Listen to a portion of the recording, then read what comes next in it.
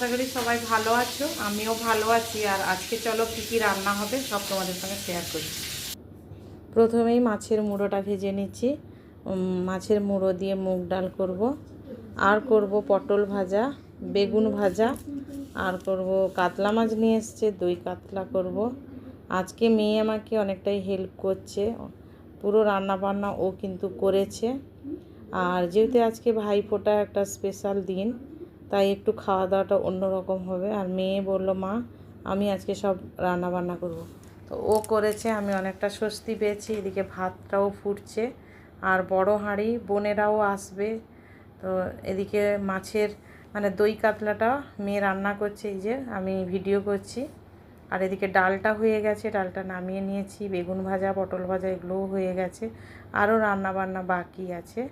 তো যাই হোক, ভিডিওটা যদি ভালো লাগে অবশ্যই একটা লাইক, শেয়ার, কমেন্ট করো।